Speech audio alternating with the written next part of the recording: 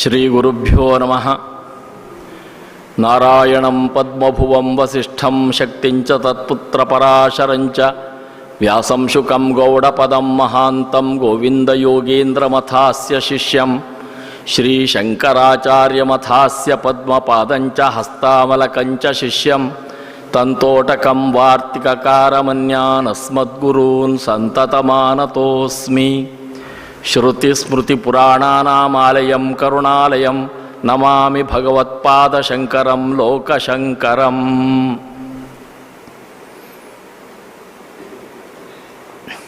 ಗುರುದ್ವಯರಿಗೆ ನಮಿಸುತ್ತಾ ಅವರ ಅನುಮತಿಯನ್ನು ಪ್ರಾರ್ಥಿಸುತ್ತಾ ಇಂದಿನ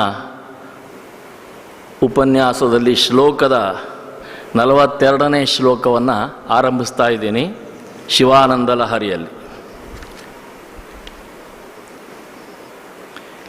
ಹಿಂದಿನ ಶ್ಲೋಕದಲ್ಲಿ ಭಗವತ್ಪಾದರು ನನ್ನ ಇಂದ್ರಿಯಗಳೆಲ್ಲ ನಿನ್ನನ್ನು ಧ್ಯಾನಿಸುವುದು, ಸ್ತುತಿಸುವುದು ಮುಂತಾದವುಗಳನ್ನು ಮಾಡುವುದಕ್ಕೆ ತವಕಿಸುತ್ತಿವೆ, ಅದಕ್ಕಾಗಿ ನನ್ನನ್ನು ತಡೆಯಬೇಡ, ನನ್ನನ್ನು ಅದಕ್ಕೆ ಪ್ರೇರೇಪಿಸುವಂತೆ ಮಾಡು ಅಂತ ಪ್ರಾರ್ಥನೆ ಸಲ್ಲಿಸ್ತಾರೆ. ಅಂದರೆ ನಮ್ಮ ಇಂದ್ರಿಯಗಳೆಲ್ಲವೂ ಭಗವಂತನನ್ನು ಧ್ಯಾನಿಸುವ, ಸ್ತುತಿಸುವ ಕಾರ್ಯವನ್ನು ಮಾಡಲಿ ಎಂಬುದು ಇದರ ಆಶಯ. ಈ ಮುಂದಿನ ಈ ಪದ್ಯದಲ್ಲಿ ಗಾಂಭೀರ್ಯಂ ಪರಿಖಾಪದಂ ಘನಧೃತಿ ಪ್ರಾಕಾರ ಉದ್ಯದ್ಗುಣಸ್ತೋಮಶ್ಚಾಪ್ತಬಲಂ ಘನೇಂದ್ರಿಯಚಯೋದ್ವಾರಾಣಿ ದೇಹೇ ಸ್ಥಿತಃ ವಿದ್ಯಾ ವಸ್ತು ಸಮೃದ್ಧಿರಿತ್ಯಖಿಲ ಸಾಮಗ್ರೀ ಸಮೇತೆ ಸದಾ ದುರ್ಗಾತಿಪ್ರಿಯದೇವ ಮಾಮಕ ಮನೋ ದುರ್ಗೇ ನಿವಾಸಂ ಕುರು. ಇಲ್ಲಿ ಭಗವತ್ಪಾದರು ದುರ್ಗ ಅಂದರೆ ಕೋಟೆ ಅಂತ ನಾವು ಕನ್ನಡದಲ್ಲಿ ಹೇಳ್ತೀವಿ. ಕೋಟೆಯ ಒಂದು ಶಬ್ದ ದುರ್ಗ ಅನ್ನುವ ಶಬ್ದವನ್ನು ಇಟ್ಕೊಂಡು ಅದನ್ನು ನೀನು ದುರ್ಗಾತಿ ಪ್ರಿಯ ಅಂತ ಸಂಬೋಧಿಸ್ತಾರೆ. ಇಲ್ಲಿ ಎರಡು ರೀತಿಯಲ್ಲಿ ವಿವರಣೆ ಕಂಡು ಬರ್ತಾ ಇದೆ. ಮೊದಲನೇದು ದುರ್ಗೆ ಅಂದರೆ ಪಾರ್ವತಿ, ಪಾರ್ವತಿ ಪ್ರಿಯನು ಅನ್ನೋ ಅರ್ಥನೂ ಇದೆ. ಆಮೇಲೆ ಶಿವ ಕೈಲಾಸದಲ್ಲಿ ಸಂಚರಿಸುತ್ತಾ ಇರುವನಾದ್ದರಿಂದ ಅವನಿಗೆ ದುರ್ಗ ಅಂದರೆ ಬೆಟ್ಟ, ಪರ್ವತ ಅನ್ನೋ ಅರ್ಥನೂ ಇದೆ. ದುಃಖೇನ ಗಂತುಂ ಯೋಗ್ಯ ದುರ್ಗ ಅಂತ ವಿವರಣೆ ಕೊಡ್ತಾರೆ. ಹಾಗಾಗಿ ಬೆಟ್ಟ ಮುಂತಾದವುಗಳಲ್ಲಿ ಸಂಚರಿಸುವುದು ಅವನಿಗೆ ಇಷ್ಟ. ಆ ದೃಷ್ಟಿಯಲ್ಲಿಯೂ ಅವನು ದುರ್ಗಾತಿ ಪ್ರಿಯ ದೇವ ಅಂತ ಹೇಳ್ತಾರೆ.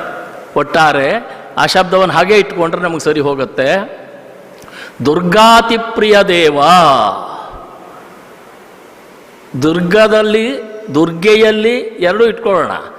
ಸಂಚರಿಸುವ ಅತ್ಯಂತ ಪ್ರಿಯವಾದ ಭಾವನೆಯುಳ್ಳಂತಹ ದೇವನೇ, ನನ್ನಲ್ಲಿಯೂ ಒಂದು ದುರ್ಗ ಇದೆ, ನನ್ನ ಒಳಗೆ ಇದೆ. ಯಾವುದು ಅದು? ಮಾಮಕ ಮನೋದುರ್ಗೇ ನಿವಾಸಂ ಕುರು. ನನ್ನ ಮನಸ್ಸೆಂಬಂತಹ ದುರ್ಗದಲ್ಲಿ ಅಂದರೆ ಕೋಟೆಯಲ್ಲಿ ನೀನು ವಾಸವನ್ನು ಮಾಡು ಅಂತ ಪ್ರಾರ್ಥಿಸ್ತಾರೆ. ಕೋಟೆ ಅನ್ನುವಾಗ ನಾವು ಸಾಮಾನ್ಯವಾಗಿ ಈಗ ಮೈಸೂರಿನಲ್ಲಿಯೂ ಕೋಟೆ ಇದೆ, ಅಥವಾ ಅನೇಕ ಕಡೆಯಲ್ಲಿ ಕೋಟೆಗಳಿವೆ. ಆ ಕೋಟೆಗೆ ಒಂದು ಸುತ್ತಲೂ ಒಂದು ಪ್ರಾಕಾರ ಇರುತ್ತೆ, ಗೋಡೆ. ಅದರ ಹೊರಭಾಗದಲ್ಲಿ ಆಳವಾಗಿ ಕಂದಕ ಇರುತ್ತೆ. ಅದು ಅಲ್ಲದೆ ಕೆಲವು ಕಡೆಯಲ್ಲಿ ಅದ್ರಲ್ಲಿ ನೀರು ಕೂಡ ಹರಿತಾ ಇರುತ್ತಿತ್ತು ಅಂತ ಹೇಳ್ತಾರೆ. ಇದೆಲ್ಲ ಯಾವ ಉದ್ದೇಶಕ್ಕಾಗಪ್ಪ ಅಂತಂದರೆ ವೈರಿಗಳು ಒಮ್ಮೆಲೇ ಬಂದು ನುಗ್ಗೋದಕ್ಕೆ ತಡೆ ಅನ್ನುವ ರೀತಿಯಲ್ಲಿ ಅದಕ್ಕೆ ಪರಿಖಾ ಅಂತ ಶಬ್ದ ಇದೆ. ಈ ಶಬ್ದವನ್ನು ಕೇಳಿದಾಗ ನನಗೆ ಇವ್ರದ್ದು ರಘುವಂಶದ ಒಂದು ಶ್ಲೋಕ ಜ್ಞಾಪಕಕ್ಕೆ ಬಂತು. ದಿಲೀಪನ ಆಡಳಿತದ ಕ್ರಮವನ್ನು ವರ್ಣಿಸ್ತಾ ಕಾಳಿದಾಸ ಹೇಳ್ತಾನೆ, ಸವೇಲಾವಪ್ರಬಲವಾ ವಲಯಾಂ ಪರಿಖೀಕೃತ ಸಾಗರಾಂ ಅನನ್ಯ ಶಾಸನಾಮುರ್ವೀಂ ಶಶಾಸ ಏಕಪುರೀಮಿವ ಅಂತ ಅಲ್ಲಿ ವರ್ಣಿಸ್ತಾನೆ ರಘುವಂಶದಲ್ಲಿ ಕಾಳಿದಾಸ. ಏನು ಅಂದರೆ ವೇಲಾವಪ್ರವಲಯಾಂ, ವೇಲ ಅಂದರೆ ಸಮುದ್ರ ತೀರ. ಆ ದಿಲೀಪನ ರಾಜ್ಯ ಹೇಗಿತ್ತು ಅಂದರೆ ಸಮುದ್ರ ತೀರವೇ ಅದಕ್ಕೆ ಸುತ್ತಲಿನ ಒಂದು ಕೋಟೆ. ಆ ಕೋಟೆಯ ಹೊರಭಾಗದಲ್ಲಿ ಆಳವಾದಂತಹ ಈ ಒಂದು ಕಾಲುವೆ ಯಾವುದು ಅಂತಂದರೆ ಪರಿಖೀಕೃತ ಸಾಗರಾಮ್ ಅಂತಾನೆ. ಸಮುದ್ರವೇ ಆ ಆಳವಾದಂತಹ ಒಂದು ಹಳ್ಳ. ಅನನ್ಯ ಶಾಸನ ಮುರ್ವೀಂ, ಬೇರೆ ಯಾರ ಆಡಳಿತಕ್ಕೂ ಒಳಪಡದೇ ಇರುವಂತಹ ಸಮಗ್ರ ಭೂಮಂಡಲ. ಇದು ಹಿಂದಿನವ್ರ ಕಲ್ಪನೆ. ಸಮಗ್ರ ಭೂಮಂಡಲವನ್ನು ಏಕಪುರೀಮಿವ ಶಶಾಸ ಅಂತಾನೆ. ಅಲ್ಲಿ ಒಂದೇ ಒಂದು ಚಿಕ್ಕ ಪಟ್ಟಣವನ್ನು ಆಳೋ ರೀತಿಯಲ್ಲಿ ಆ ದಿಲೀಪ ಮಹಾರಾಜ ಅನಾಯಾಸವಾಗಿ, ಆಯಾಸವಿಲ್ಲದೆ ಆಳಿದ ಅನ್ನೋದಾಗಿ ಅಲ್ಲಿ ವರ್ಣನೆ ಮಾಡ್ತಾನೆ.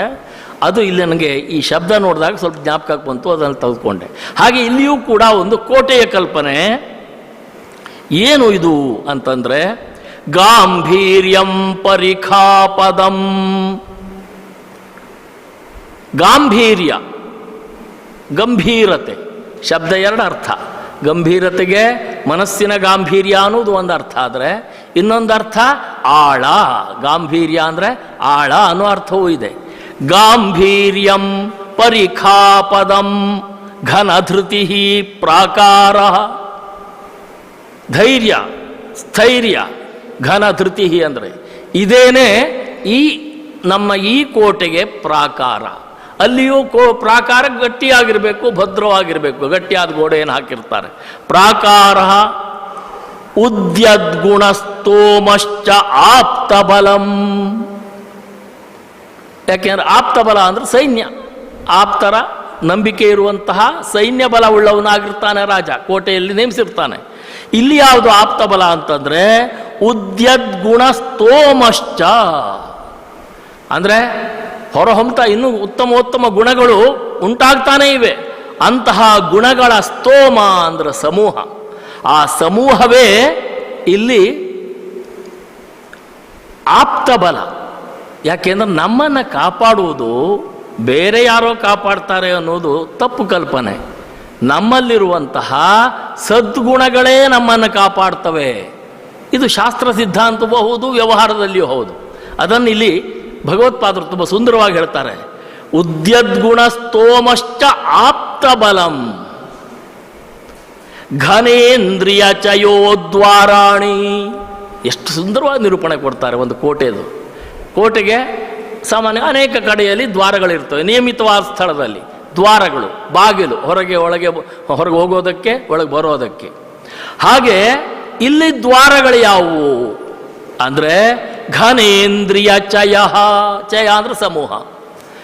ಈ ನಮ್ಮ ಇಂದ್ರಿಯಗಳು ಘನೇಂದ್ರಿಯ ಅಂತ ಬಳಸಿರೋದ್ರಿಂದ ಒಂದು ದೃಷ್ಟಿಯಿಂದ ಸ್ಥೂಲವಾದ ಇಂದ್ರಿಯ ಗೋಲಕಗಳು ಅಂತ ಕೂಡ ಅರ್ಥ ಮಾಡಬಹುದು, ತಪ್ಪೇನಿಲ್ಲ. ಘನೇಂದ್ರಿಯ ಚಯ ದ್ವಾರಾಣಿ. ನಮ್ಮ ಇಂದ್ರಿಯಗಳೇನೆ ಈ ದ್ವಾರವಾಗಿದೆ, ಹೊರ ಹೋಗೋದಕ್ಕೆ, ಒಳಗೆ ಬರೋದಕ್ಕೆ. ಯಾಕೆ ಅದು ತನ್ಮೂಲಕ ತಾನೇ ನಾವು ತಿಳ್ಕೊಳ್ಳೋದು, ವ್ಯವಹಾರವನ್ನು ಮಾಡುವಂತಹದ್ದು. ದ್ವಾರಾಣಿ ಇವು ಎಲ್ಲಿವೆ? ದೇಹೇ ಸ್ಥಿತ, ದೇಹದಲ್ಲಿಯೇ ಇವೆ. ನೋಡಿ, ಇದಕ್ಕೆ ಸಂಬಂಧಪಟ್ಟಂತೆ ನಾವು ಸೌಂದರ್ಯದಲ್ಲಿ ಆ ಶ್ಲೋಕವನ್ನು ಜ್ಞಾಪಿಸ್ಕೋಬಹುದು. ಯಾವುದು? ನಾನಾ ಛಿದ್ರ ಘಟೋದರ ಸ್ಥಿತ ಮಹಾದೀಪ ಪ್ರಭಾಭಾಸ್ವರಂ ಅಂತ. ಮಡಿಕೆಯ ಒಳಗಡೆ ಅನೇಕ ಛಿದ್ರಗಳಿರುವಂತಹ, ಮಡಿಕೆಯ ಒಳಗಿಟ್ಟಿರುವಂತಹ ದೀಪದ ಬೆಳಕು ಹೇಗೆ ಆ ತನ್ಮೂಲಕ ಹೊರ ಹೋಗ್ತಾವೋ ಹಾಗೆ ನಮ್ಮ ಇಂದ್ರಿಯಗಳೆಂಬಂತಹ ಛಿದ್ರಗಳು, ರಂಧ್ರಗಳು, ಅವುಗಳ ಮೂಲಕ ಚೈತನ್ಯ ಹೊರ ಹೋಗುತ್ತೆ ಅನ್ನುವ ಸುಂದರವಾದ ನಿರೂಪಣೆ ಸೌಂದರ್ಯ ಲಹರಿ ಶ್ಲೋಕದಲ್ಲಿದೆ. ಹಾಗೆ ಅದು ಜ್ಞಾಪಕಕ್ಕೆ ಬಂತು ಇಲ್ಲಿ. ದ್ವಾರಾಣಿ ದೇಹೇ ಸ್ಥಿತ, ದೇಹದಲ್ಲಿಯೇ ಇವೆ ಇಂತಹ ಇವು. ಇನ್ನು ಈ ಒಳಗಡೆ ಏನಿದೆ ಕೋಟೆ ಒಳಗಡೆ ಅಂದರೆ ವಿದ್ಯಾ ವಸ್ತು ಸಮೃದ್ಧಿ. ವಿದ್ಯಾ ಒಂದು ಸಾಮಾನ್ಯವಾಗಿ ಹೇಳಬೇಕಾದ್ರೆ ಜ್ಞಾನ. ಯಾಕೆ ಕೋಟೆಯ ಬಗ್ಗೆ ತಿಳುವಳಿಕೆ ಇರಬೇಕು, ತಿಳುವಳಿಕೆ ಇದ್ದವರು ಒಳಗಿರಬೇಕು. ವಿದ್ಯಾ ವಸ್ತು ಸಮೃದ್ಧಿ, ಅಲ್ಲಿಗೆ ಏನೇನು ಅಂಶಗಳು ಬೇಕೋ ಅದೆಲ್ಲ ಸಮೃದ್ಧಿ ಅನ್ನೋ ಶಬ್ದದಿಂದ ಬಳಸ್ತಾರೆ. ವಸ್ತುವಿನ ಸಮೃದ್ಧಿ ಎಲ್ಲವೂ ಇವೆ. ಅಖಿಲ ಸಾಮಗ್ರಿ ಸಮೇತೆ, ಇನ್ನೇನು ಶಬ್ದ ಭಗವತ್ಪಾದರು ಹೇಳ್ತಾರೆ, ಏನೇನಿರಬೇಕೋ ಅದೆಲ್ಲ ಸಾಮಗ್ರಿಗಳಿಂದ ಕೂಡಿದೆ ಈ ಕೋಟೆ. ಅಂತಹ ಮಾಮಕ ಮನೋದುರ್ಗೆ, ನನ್ನದಾದಂತಹ ಈ ಮನಸ್ಸೆಂಬ ಕೋಟೆಯಲ್ಲಿ ಸದಾ ನಿವಾಸಂ ಕುರು. ಭಗವಂತನೇ, ಯಾವಾಗಲೂ ನೀನು ನನ್ನ ಈ ಮನಸ್ಸೆಂಬ ಕೋಟೆಯಲ್ಲಿಯೇ ನೆಲೆಸು ಅಂತ ಪ್ರಾರ್ಥಿಸ್ತಾರೆ. ಅಂದರೆ ಯಾರರ್ಥ? ನಮ್ಮ ಮನಸ್ಸಿನಲ್ಲಿ ಭಗವಂತ ನೆಲೆಗೊಳ್ಳಬೇಕು. ಅದಕ್ಕೆ ಬೇಕಾದಂತಹ ಒಂದು ಕೋಟೆಯ ಕಲ್ಪನೆಯ ಮೂಲಕ ಈ ಶ್ಲೋಕದಲ್ಲಿ ವಿವರಣೆ ಮಾಡ್ತಾರೆ. ನನಗಿಲ್ಲಿ ಮುಖ್ಯವಾಗಿ ಈ ವಿದ್ಯಾ ಎನ್ನುವಂತಹ ಒಂದು ಶಬ್ದದ ಉಲ್ಲೇಖ ಬಂದಿದೆ. ಅದಕ್ಕೆ ಸಂಬಂಧಪಟ್ಟಂತೆ ಶಿವಪುರಾಣದಲ್ಲಿ ಈ ವಿದ್ಯೆಯ ಕುರಿತಂತೆ ಏನು ವಿಚಾರಗಳು ಬಂದಿವೆ ಅನ್ನೋದನ್ನು ಹುಡ್ಕೋಕೆ ಹೊರಟೆ. ಅತ್ಯಂತ ಸುಂದರವಾದ ಭಾಗವೇ ನನಗೆ ಸಿಕ್ತು. ನಾನು ವೇದಾಂತ ವಿದ್ಯಾರ್ಥಿ ಆದ್ದರಿಂದ ಹೇಳ್ತೀನಿ, ಇಷ್ಟು ಸರಳವಾಗಿ ವೇದಾಂತವನ್ನು ತಿಳಿಸುವ ಗ್ರಂಥಗಳು ಅಪರೂಪ. ಅಷ್ಟು ಸುಂದರವಾಗಿ ಶಿವಪುರಾಣದಲ್ಲಿ ಹೇಳ್ತಾರೆ. ನಿಮಗೆಲ್ಲ ಅರ್ಥ ಆಗುವಂತೆಯೇ ಇದೆ. ನಾನು ಸ್ವಲ್ಪ ವಿವರಣೆಯೊಂದಿಗೆ ಅದನ್ನು ಓದ್ತೀನಿ. ಆ ಭಾಗವ ಶಿವ ತತ್ವಜ್ಞಾನಂ ಅಂತ ಒಂದು ಭಾಗ ಇದೆ. ಇಲ್ಲಿ ಸೂತರು ನೈಮಿಷಾರಣ್ಯದಲ್ಲಿರುವಂತಹ ಋಷಿಮುನಿಗಳಿಗೆ ಅವರ ಸಂಭಾಷಣೆಯ ರೂಪದಲ್ಲಿ ಬರುತ್ತೆ. ಎಷ್ಟು ಸುಂದರವಾಗಿದೆ ಅಂತಂದರೆ, ಪುರಾಣದಲ್ಲಿ ಇಷ್ಟು ಸುಂದರವಾದ ಸಂಭಾಷಣೆ ಸಿಗೋದು ಬಹುಶಃ ಇರ್ಬೋದೋ ಏನೋ, ಅಪರೂಪನೋ ಏನೋ ಅಂತ ನನಗನ್ನಿಸ್ತು. ಯಾಕೆಂದರೆ ಇದರಲ್ಲಿ ಮಹಾಭಾರತ ಗ್ರಂಥದಲ್ಲಿ ಯಕ್ಷ ಮತ್ತು ಯುಧಿಷ್ಠಿರ ಇವರ ಸಂಭಾಷಣೆ ಇದೇ ರೀತಿಯಲ್ಲಿ ಬಂದದ್ದು ಸ್ವಲ್ಪ ಭಾಗ ನಾನು ಓದಿದ್ದೆ. ಅದರ ಜ್ಞಾಪಕ ಬಂತು. ಆ ರೀತಿ ಶೈಲಿಯಲ್ಲಿ ಇಲ್ಲಿ ತತ್ವಜ್ಞಾನವನ್ನು ನಿರೂಪಣೆ ಮಾಡ್ತಾರೆ. ಅತ್ಯಂತ ಸರಳ ಸುಂದರವಾದ ರೀತಿ, ಸುಂದರವಾದ ದೃಷ್ಟಾಂತಗಳು ಕೂಡ ಇವೆ ಇಲ್ಲಿ. ತತ್ರ ಪೂರ್ವಂ ಮಹಾಭಾಗಾಃ ನೈಮಿಷಾರಣ್ಯವಾಸಿನಃ ಪ್ರಣಿಪತ್ಯ ಯಥಾ ನ್ಯಾಯಂ ಪಪೃಚ್ಛುಃ ಪವನಂ ಪ್ರಭುಂ. ಪವನ ವಾಯುದೇವ ಅಂತ ಅರ್ಥ. ಪ್ರಭುವಾದಂಥ ವಾಯುದೇವನ್ನು ಕೇಳ್ತಾರೆ. ಪೂರ್ವಂ ಮಹಾಭಾಗಾಃ ನೈಮಿಷಾರಣ್ಯವಾಸಿನಃ ಮಹಾಭಾಗಾಃ, ನೈಮಿಷಾರಣ್ಯದಲ್ಲಿ ವಾಸವಾಗಿರುವಂಥ ಋಷಿಮುನಿಗಳು ಅಂತ ಅರ್ಥ ಇಲ್ಲಿ. ಅವನಿಗೆ ನಮಸ್ಕರಿಸಿ, ಪ್ರಣಿಪತ್ಯ ಅಂದ್ರೆ ನಮಸ್ಕರಿಸಿ ಕೇಳ್ತಾರೆ. ಅವ್ರ ಪ್ರಶ್ನೆ, ಭವಾನ್ ಕಥಮನುಪ್ರಾಪ್ತೋ ಜ್ಞಾನಂ ಈಶ್ವರ ಗೋಚರಂ. ಪರಮಾತ್ಮನನ್ನು ತಿಳಿಸುವಂತಹ ಜ್ಞಾನವನ್ನು ನೀನು ಹೇಗೆ ಪಡ್ಕೊಂಡೆ? ಕಥಂಚ ಶಿವಭಾವಸ್ತೆ ಬ್ರಹ್ಮಣೋ ಅವ್ಯಕ್ತ ಜನ್ಮನಃ. ಅವ್ಯಕ್ತ ಜನ್ಮನಃ ಬ್ರಹ್ಮಣಃ ಶಿವಭಾವ ಕಥಂ. ಅವ್ಯಕ್ತ ಪರಮಾತ್ಮ ಅವನು ಶಿವ, ಅವನೇ ಸಾಕ್ಷಾತ್ ಶಿವ ಅಥವಾ ಶಿವನೇ ಸಾಕ್ಷಾತ್ ಪರಬ್ರಹ್ಮ. ಇದು ಹೇಗೆ ನೀನು ಈ ಅಂಶವನ್ನು ನೀನು ಹೇಗೆ ತಿಳ್ಕೊಂಡೆ ಇದನ್ನು ಅಂತ ಕೇಳ್ತಾರೆ ಋಷಿಮುನಿಗಳು. ವಾಯುರುವಾಚ ಏಕೋನವಿಂಶತಿ ಕಲ್ಪೋ ವಿಜ್ಞೇಯ ಶ್ವೇತಲೋಹಿತಃ. ಏಕ ಊನ ವಿಂಶತಿ ಅಂದರೆ 19. 19ನೆಯ ಕಲ್ಪ ಶ್ವೇತಲೋಹಿತ ಎಂಬ ಹೆಸರಿನ ಕಲ್ಪ.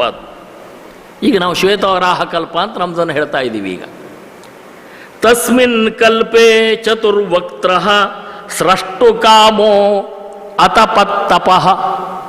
ಆ ಕಲ್ಪದಲ್ಲಿ ಚತುರ್ಮುಖ ಬ್ರಹ್ಮನು ತಾನು ತನ್ನ ಕರ್ತವ್ಯವಾದ ಸೃಷ್ಟಿಯನ್ನು ಮಾಡಬೇಕು ಅನ್ನೋ ಉದ್ದೇಶಕ್ಕಾಗಿ ಘೋರ ತಪಸ್ಸನ್ನು ಮಾಡ್ದ.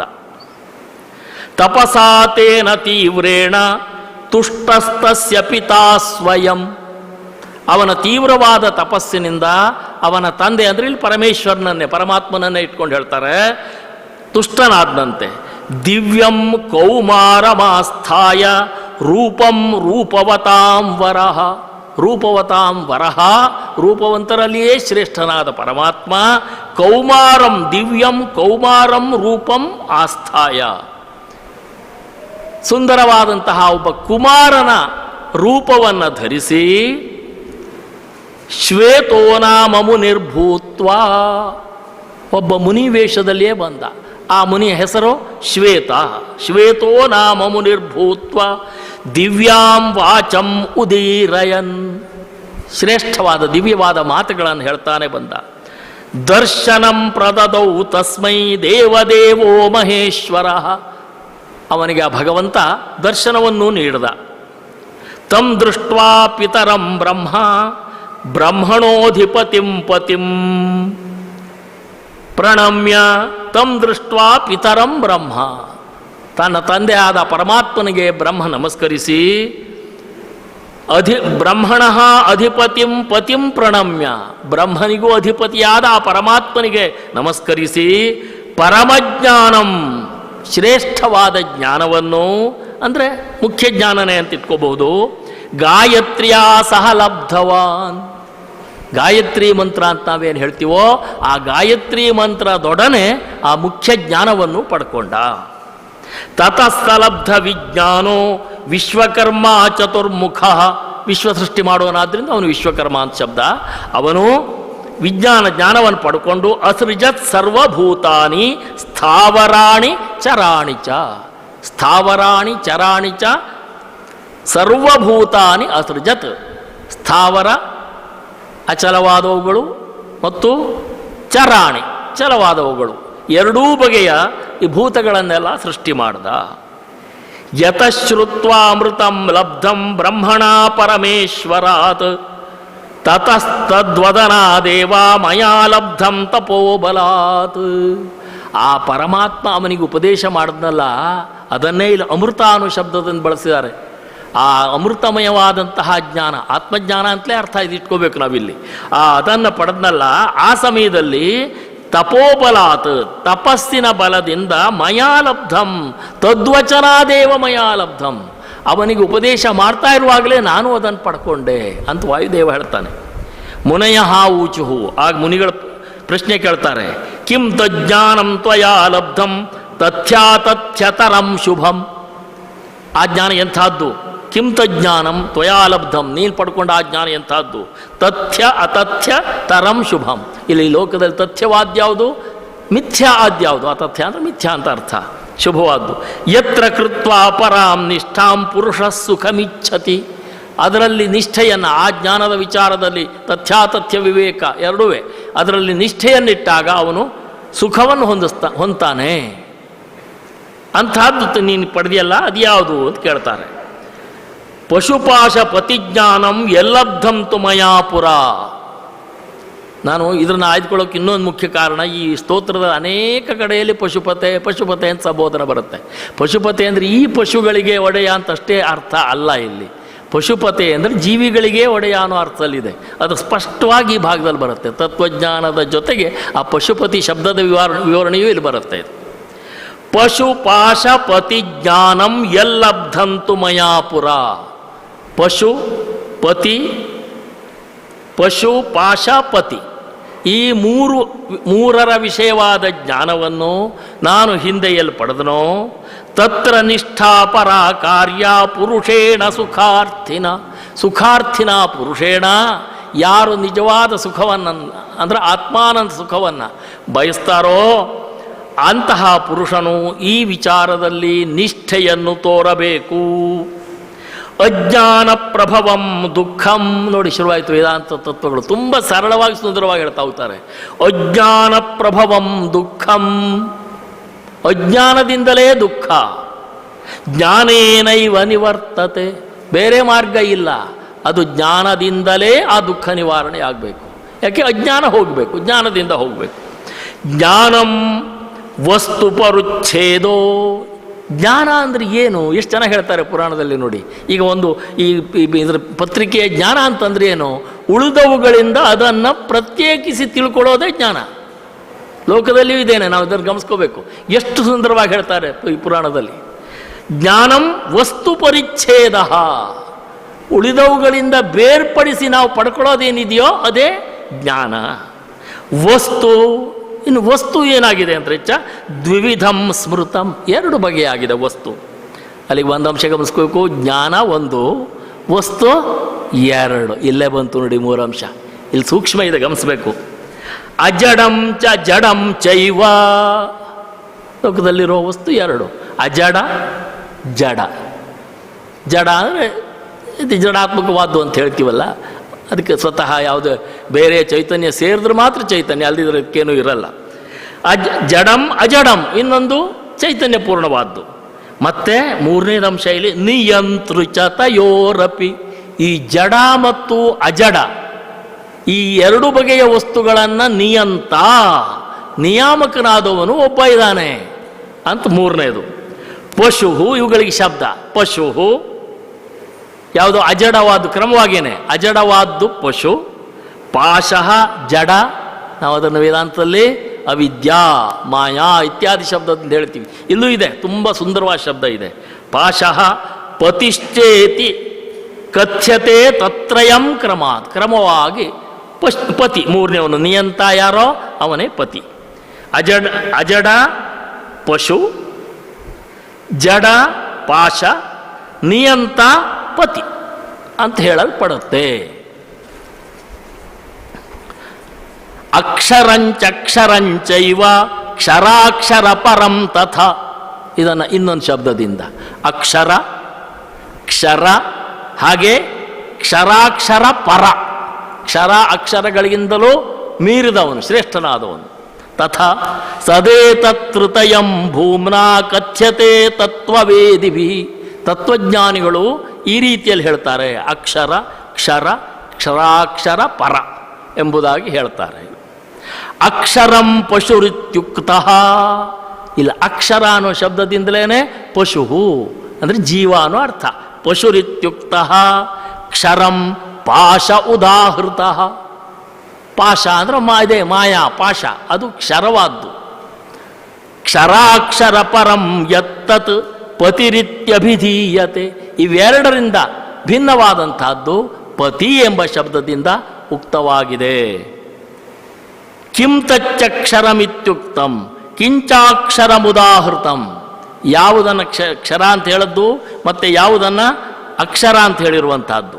ತಯೋಶ್ಚ ಪರಮಂ ಕಿಂವಾ, ಇವರಿಬ್ಬರಿಂದ ಪರಮ ಶ್ರೇಷ್ಠವಾದ್ದು ಯಾವುದು ಅಂತ ಕೇಳ್ತಾರೆ. ತದೇ ತದ್ಬ್ರೂಹಿ ಮಾರುತ, ಅದನ್ನು ನನಗೆ ಹೇಳು ಅಂತ ಕೇಳ್ತಾರೆ ಅವರು. ಆಗ ವಾಯುರ್ವಾಚ ಪ್ರಕೃತಿ ಕ್ಷರಮಿತ್ಯುಕ್ತಂ, ನೋಡಿ ಒಳ್ಳೆ ಪ್ರಶ್ನೆ ಉತ್ತರ, ಪ್ರಶ್ನೆ ಉತ್ತರ ಅದೇ ಕ್ರಮದಲ್ಲಿ ಬೇರೆ ಕೊಡ್ತಾರೆ ಇಲ್ಲಿ. ಪ್ರಕೃತಿ ಕ್ಷರಮಿತ್ಯುಕ್ತಂ, ಪ್ರಕೃತಿಯೇ ಕ್ಷರ. ಪುರುಷ ಅಕ್ಷರ ಉಚ್ಯತೆ, ಪುರುಷನು ಅಕ್ಷರ ಎಂಬ ಶಬ್ದದಿಂದ ಹೇಳಲ್ಪಡ್ತಾನೆ. ತಾವಿಮೌ ಪ್ರೇರಯತ್ಯನ್ಯ, ಇವರಿಬ್ಬರನ್ನು ಪ್ರೇರೇಪಣೆಗೊಳಿಸುವಂಥವನು ಮೂರನೇವನು. ಸ ಪರಃ ಪರಮೇಶ್ವರ, ಅವನೇ ಪರ, ಅವನೇ ಪರಮೇಶ್ವರ. ಕೈಷಾ ಪ್ರಕೃತಿರಿತ್ಯುಕ್ತ ಕ ಏಷ ಪುರುಷೋ ಮತಃ, ಈ ಪ್ರಕೃತಿ ನೋಡಿ ಮುಗಿಯಲ್ಲ, ನಮ್ಮ ಸಂದೇಹಗಳನ್ನೆಲ್ಲ ಈ ಇದರಲ್ಲಿ ಅವರ ಬಾಯಿನಿಂದ ಇವರು ವ್ಯಾಸ ಮಹರ್ಷಿಗಳು ಅಂತಲೇ ನಾವು ನಂಬ್ತೀವಲ್ಲ, ವ್ಯಾಸ ಮಹರ್ಷಿಗಳು ಕೇಳಿಸಿದ್ದಾರೆ. ಕೈಷಾ ಪ್ರಕೃತಿರಿತ್ಯುಕ್ತ ಏಷಾ ಪ್ರಕೃತಿ ಕಾ ಕಯೇಷ ಪುರುಷೋ ಮತಃ, ಈ ಪುರುಷ ಅಂದರೆ ಯಾರು? ಅನಯೋಹೋ ಕೇನ ಸಂಬಂಧ, ಇವರಿಬ್ಬರಿಗೆ ಯಾವ ರೀತಿಯ ಸಂಬಂಧ? ಕೋಯಂ ಪ್ರೇರಕ ಈಶ್ವರ, ಮತ್ತು ಆ ಈಶ್ವರ ಮೂರನೇವನು, ಅವನಿಗೂ ಇವುಗಳಿಗೂ ಸಂಬಂಧ ಏನು? ಅದು ಸೇರುತ್ತೆ ಇಲ್ಲಿ. ಕೇಯಂ ಮಾಯಾ ಸಮಾಖ್ಯಾತ ಕಿಂ ರೂಪೋ ಮಾಯಯಾವೃತಃ, ಇಲ್ಲೊಂದು ಇದು ವಾಯು ಉತ್ತರ ಇದೆ, ಆಮೇಲೆ ಪ್ರಶ್ನೆ. ಮಾಯಾ ಪ್ರಕೃತಿರುದ್ದಿಷ್ಟ, ಮಾಯಾ ಅಂದರೆ ಪ್ರಕೃತಿ. ಪುರುಷೋ ಮಾಯಯಾವೃತ, ಆ ಪುರುಷನು ಮಾಯೆಯಿಂದ ಆವೃತನಾಗಿದ್ದಾನೆ. ಸಂಬಂಧೋ ಮೂಲ ಕರ್ಮಭ್ಯಾಂ, ಈ ಸಂಬಂಧ ಅನ್ನುವುದು ಇವರಿಗೆ ಮೂಲ ಕರ್ಮಭ್ಯಾಂ, ಮೂಲ ಹಾಗೂ ಕರ್ಮ ಇವುಗಳಿಂದ ಸಂಬಂಧ. ಶಿವ ಪ್ರೇರಕ ಈಶ್ವರ, ಸಾಕ್ಷಾತ್ ಶಿವನೇ ಪ್ರೇರಕನಾದವನು ಈಶ್ವರ. ಕೇಯಂ ಮಾಯಾ ಸಮಾಖ್ಯಾತ ಕಿಂ ರೂಪೋ ಮಾಯಯಾವೃತ, ಈ ಮಾಯಾ ಅಂತಂದ್ರೆ ಯಾವುದು? ಅದರ ರೂಪ ಏನು? ಅದರಿಂದ ಆವೃತನಾಗುವುದು ಅಂದರೆ ಏನು? ಮೂಲಂ ಕೀದೃಕ್, ಇಲ್ಲ ಮೂಲಂ ಅಂತ ಒಂದು ಶಬ್ದ ಬಂದಿದೆ, ಮೂಲ ಕರ್ಮಭ್ಯಾಮ್ ಅಂತ ಬಂದಿದೆ. ಮೂಲ ಅಂದರೆ ಅದು ಎಂಥದ್ದು? ಕುತೋವಾಸ್ಯ ಕಿಂ ಶಿವತ್ವಂ ಕುತಃ ಶಿವ, ಮೂಲಂ ಕೀದೃಕ್ ಕುತೋವಾ ಅಸ್ಯ, ಇದು ಎಲ್ಲಿಂದ ಬಂತು? ಕಿಂ ಶಿವತ್ವಂ, ಶಿವಭಾವ ಅಂದರೆ ಏನು? ಕುತಃ ಶಿವ, ಶಿವ ಅಂತ ಆದದ್ದು ಹೇಗೆ? ಇತ್ಯಾದಿ ಎಲ್ಲ ಪ್ರಶ್ನೆಗಳು. ಮಾಯಾ ಮಾಹೇಶ್ವರಿ ಶಕ್ತಿ, ಅರ್ಥ ಆಗ್ಬೋದು ಅಂತ ಅಂದ್ಕೊಂಡಿದ್ದೀನಿ. ಮಾಹೇಶ್ವರಿ ಶಕ್ತಿ ಮಾಯಾ, ಶಿವನ ಶಕ್ತಿಯೇ ಮಾಯೆ. ಚಿದ್ರೂಪೋ ಮಾಯೆಯಾವೃತ, ಆ ಮಾಯೆಯಿಂದ ಆವೃತನಾದಂತಹ ಚಿದ್ರೂಪನಾದ ಪರಮಾತ್ಮ. ಮಲಶ್ಚಿಚ್ಛಾದಕೋ ನೈಜೋ ಮಲಹ ಚಿಚ್ಛಾದಕ, ಆ ಕೊಳೆ ಅಜ್ಞಾನ ಅಂತ ಅರ್ಥ, ಅದು ಚಿತ್ ಛಾದಕ ಆವರಿಸಿದೆ. ನೈಜ ವಿಶುದ್ಧಿ, ಆದರೆ ಸಂಸ್ಕೃತದಲ್ಲಿ ನಿಜ ಅಂದರೆ ತನ್ನ ಅಂತ ಅರ್ಥ, ಮೂಲ ರೂಪ ಅಂತ ಅರ್ಥ, ಕನ್ನಡದ ಅರ್ಥ ಅಲ್ಲ. ನೈಜ ವಿಶುದ್ಧಿ, ಆ ಚೈತನ್ಯದ ಸ್ವಭಾವತಃ ಯಾವ ಶುದ್ಧಿ ಅನ್ನೋದಿದೆಯೋ ಅದು ಶಿವತಾ ಸ್ವತಃ, ಅದು ಶಿವಸ್ವರೂಪ, ಸ್ವತಃ ಅದು ಶಿವಸ್ವರೂಪ.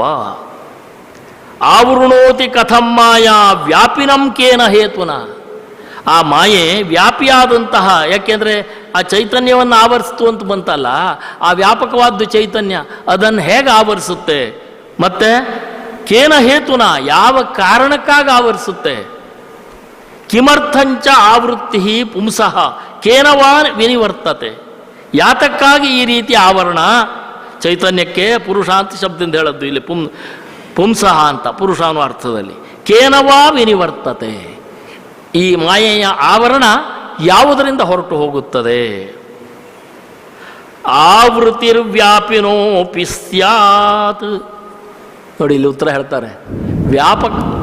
ವ್ಯಾಪಿನೋಪಿ ಆವೃತ್ತಿ ಸ್ಯಾತ್, ವ್ಯಾಪಕವಾದ ವಸ್ತುವಿಗೂ ಕೂಡ ಆವೃತ್ತಿ ಸಾಧ್ಯ, ಸಂಭವಿಸುತ್ತೆ ಅಂತ ಹೇಳ್ತಾರೆ. ವ್ಯಾಪಿ ಯಸ್ಮಾತ್ ಕಲಾದ್ಯಪಿ, ಯಾಕೆಂದರೆ ಕಲಾ ಮುಂತಾದವುಗಳು ಅವು ವ್ಯಾಪಕವಾದವುಗಳೇ ಅಂತ ಹೇಳ್ತಾರೆ. ಮುಂದಿದೆ ಅದಲ್ಲ, ಕಲಾ ಅಂದರೆ ಏನೋ ಇತ್ಯಾದಿ ಶಬ್ದಗಳಿಗೆಲ್ಲ ವಿವರಣೆ ಇದೆ ನೋಡಿ. ನಾವಿಂದೆಲ್ಲ ಇದಕ್ಕೆ ವಿದ್ಯೆಯಲ್ಲಿ ಹೇಳ್ತೀವಿ ಆರ್ಟ್ಸ್ ಆ್ಯಂಡ್ ಸೈನ್ಸ್ ಅಂತೀವಲ್ಲ, ಆ ಆರ್ಟ್ಸ್ಗೆ ಕನ್ನಡದಲ್ಲಿ ಕಲಾ ಅನ್ನೋ ಶಬ್ದವನ್ನೇ ಬಳಸ್ತೀವಿ ನಾವು. ಆ ಕಲಾ ಶಬ್ದ ಎಲ್ಲಿ ಬಂದಿದೆ, ಎಷ್ಟು ಪ್ರಾಚೀನ, ಇಲ್ಲಿ ಹೇಳೋದ ಅರ್ಥ ಏನು, ಅದೆಲ್ಲವನ್ನು ನಾವು ಗಮನಿಸಬೇಕು. ತುಂಬ ಚೆನ್ನಾಗಿದೆ ಇದು. ಕಲಾದ್ಯಪಿ ಹೇತು ಕರ್ಮ ಇವ ಭೋಗಾರ್ಥಂ, ಹೇತು ಕರ್ಮ ಇವ, ಪ್ರಶ್ನೆಗೆ ಉತ್ತರ ಯಾತಕ್ಕಾಗಿ ಅಂತ ಕೇಳಿದ್ರೆ, ಯಾತರಿಂದ ಅಂತ ಕೇಳಿದ್ರೆ ಕರ್ಮ ಇವ, ಕರ್ಮವೇ ಇದಕ್ಕೆ ಕಾರಣ. ನೋಡಿ, ಕರ್ಮ ಇವ ಕಿಮರ್ಥಂ ಅಂತ ಕೇಳಿದ್ರು, ಯಾತಕ್ಕಾಗಿ ಅಂತ ಕೇಳಿದ್ರು, ಅಂದರೆ ಉದ್ದೇಶವೇನು, ಫಲ ಏನು ಅಂತ. ಭೋಗಾರ್ಥಂ, ಭೋಗಿಸಬೇಕು, ಕರ್ಮ ಫಲವನ್ನು ಅನುಭವಿಸಲೇಬೇಕು. ಭೋಗಾರ್ಥಂ ನಿವರ್ತೇತ ಮಲಕ್ಷಯಾತ್, ಹೇಗೆ ಹೊರಟೋಗುತ್ತೆ ಇದು ಅಂತ ಕೇಳಿದ್ರು. ಮಲಕ್ಷಯಾತ್ ನಿವರ್ತೇತ, ಅಜ್ಞಾನ, ಮಲ ಅಂದರೆ ಕೊಳೆ, ಅಜ್ಞಾನ ನಾಶವಾಯಿತು ಅಂದರೆ ಇದು ಹೊರಟೋಗುತ್ತೆ. ಕಲಾದಿ ಕಥ್ಯತೆ ಕಿಂ ತತ್ ಕರ್ಮವಾ ಕಿಮುದಾಹೃತಂ, ನೋಡಿ ಒಂದೊಂದಕ್ಕೂ ಕೇಳ್ತಾ ಹೋಗ್ತಾರೆ, ಓದ್ಕೊಂಡು ಹೋದ್ರೂ ಸಾಕಾಗತ್ತೆ. ಕಲಾದಿ ಕಥ್ಯತೆ ಕಿಂ, ಕಲಾದಿಗಳು ಯಾವುವು, ತತ್ ಕರ್ಮವಾ ಕಿಮುದಾಹೃತಂ, ಆ ಕರ್ಮ ಅಂದರೆ ಯಾವುದು, ನೀವು ಹೇಳದ ಉದಾಹೃತಂ ಅಂದರೆ ಹೇಳಿದ, ಕರ್ಮ ಅಂದರೆ ಯಾವುದು. ತತ್ ಕಿಮಾದಿ ಕಿಮಂತಂ ವಾ, ಅದಕ್ಕೆ ಆದಿ ಯಾವುದು ಅಂತ ಯಾವುದು. ಕಿಂ ಫಲಂ ವಾ ಕಿಮಾಶ್ರಯಂ, ಅವುಗಳಿಗೆ ಫಲ ಏನು, ಅದು ಯಾವುದನ್ನು ಆಶ್ರಯಿಸಿವೆ. ಕಸ್ಯ ಭೋಗೇನ ಕಿಂ ಭೋಗ್ಯಂ, ಕಸ್ಯ ಭೋಗೇನ ಕಿಂ ಭೋಗ್ಯಂ ಕಿಂ ವಾ ತದ್ಭೋಗ ಸಾಧನಂ, ಭೋಗದಿಂದ ಹೋಗಬೇಕು ಅಂತ ಬಂದರು, ಭೋಗಾರ್ಥಂ ಅಂತ ಬಂದಿತ್ತಲ್ಲ, ಅದಕ್ಕೆ ಪ್ರಶ್ನೆ. ಕಸ್ಯ ಭೋಗೇನ, ಯಾರ ಭೋಗದಿಂದ ಅವು ಹೋಗ್ತವೆ. ಕಿಂ ಭೋಗ್ಯಂ, ಭೋಗಿಸಬೇಕು ಅಂದರೆ ಅನುಭವಿಸಬೇಕು ಅಂತ ಅರ್ಥ. ಇಲ್ಲಿ ಭೋಗ್ಯವಾದುದು ಯಾವುದು, ಕಿಂ ಭೋಗ್ಯಂ ಕಿಂ ವಾ ತದ್ ಭೋಗ ಸಾಧನಂ, ಹಾಗೆ ಅದನ್ನು ಭೋಗಿಸುವಂತಹ ಸಾಧನ ಯಾವುದು. ಮಲಕ್ಷಯಸ್ಯ ಕೋಹೇತು, ಅಲ್ಲಿ ಹೇಳಿತ್ತು ಮಲಕ್ಷಯವಾದರೆ ಇದೆಲ್ಲ ಹೊರಟೋಗುತ್ತೆ ಅಂತ ಕೇಳಿತ್ತು. ಇದು ನಿವರ್ತೇತ ಮಲಕ್ಷಯಾತ್ ಅಂತ, ಆ ಮಲ ಅಂದರೆ ಕೊಳೆ ಅಂತ ಅರ್ಥ. ಆ ಕೊಳೆಯ ನಾಶ ಹೇಗೆ, ಅದು ಯಾವುದರಿಂದ ಹೋಗುತ್ತೆ ಅಂದರೆ ಕೀದೃಕ್ ಕ್ಷೀಣಮಲಃ ಪುಮಾನೆ, ಯಾವುದರಿಂದ ಮನುಷ್ಯ ಕ್ಷೀಣಮಲಃ, ಎಲ್ಲ ಕೊಳೆಯನ್ನು ಕಳ್ಕೊಂಡವನಾಗ್ತಾನೆ ಅಂತ ಅವ್ರ ಪ್ರಶ್ನೆ. ಕಲಾ ವಿದ್ಯಾ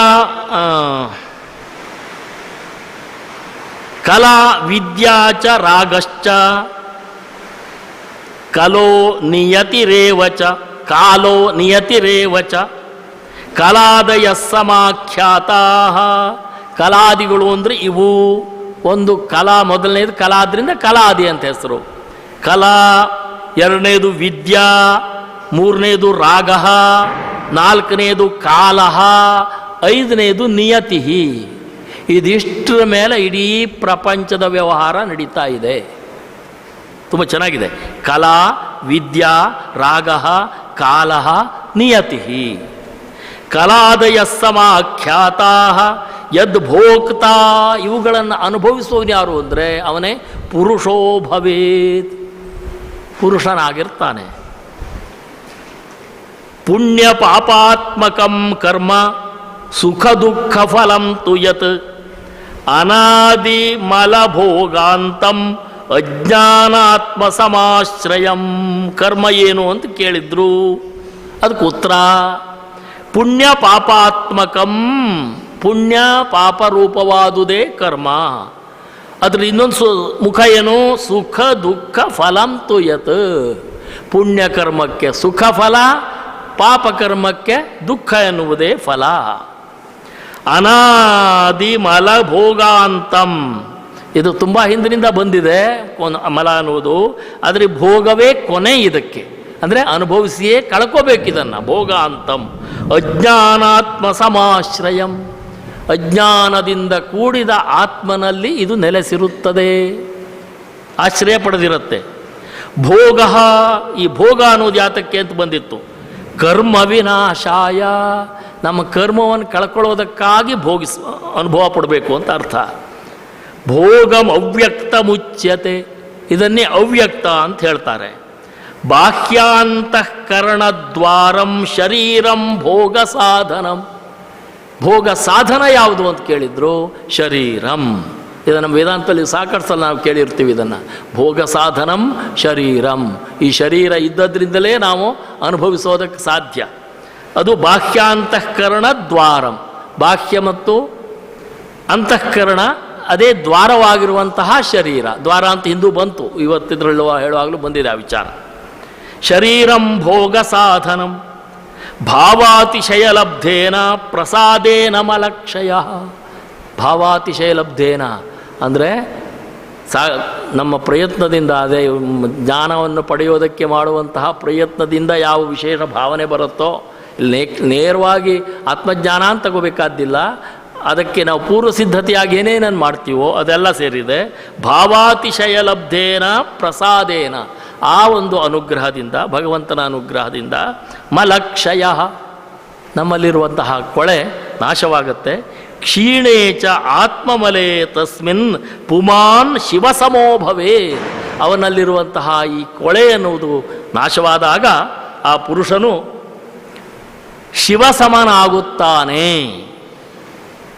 ಮುನಯಃ ಊಚುಹು, ಮುನಿಗಳು ಪುನಃ ಕೇಳ್ತಾರೆ, ಕಲಾದಿ ಪಂಚತತ್ವಾನಾಂ ಕಿಂ ಕರ್ಮ ಪೃಥಗುಚ್ಯತೆ.